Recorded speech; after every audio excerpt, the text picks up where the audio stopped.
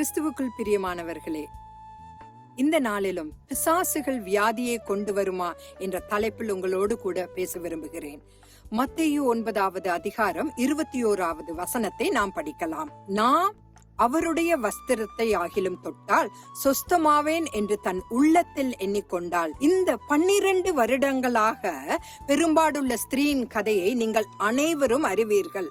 அந்த சுகம் பெறுவதற்காக தன்னிடத்தில் இருக்கும் எல்லாவற்றையும் விட்டு அநேக மருத்துவர்களிடம் இவள் சென்றிருந்தாலும் அவளுக்கு சுகம் கிடைக்கவில்லை.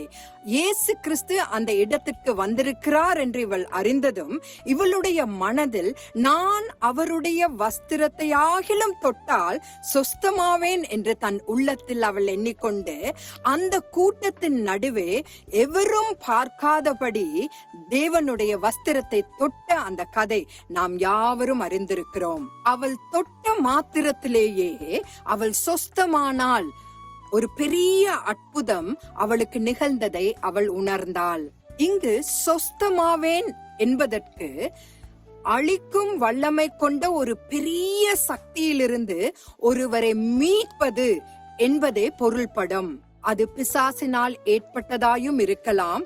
மருத்துவர்களால் அவளை குணப்படுத்த முடியவில்லை என்பதற்கு இதுவும் ஒரு காரணமாக இருக்கலாம்.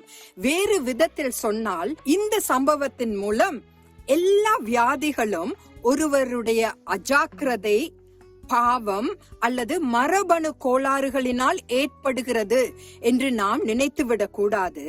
அநேக வியாதிகளின் உண்மையான காரணம் பிசாசாகவும் இருக்கலாம் என்பதையும் நாம் தெரிந்து கொள்ள வேண்டும்.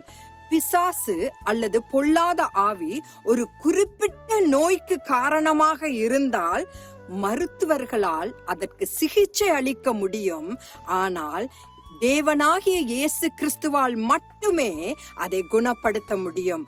ஆகவே இன்று நாம் கற்றுக்கொண்ட பாடம் என்னவெனில், ஆவிக்குரிய பிரச்சனைகளை ஆவிக்குரிய வழியில்தான் தீர்க்க முடியும். கர்த்தர் உங்களை ஆவிக்குரிய வழியில் நடத்துவாராக.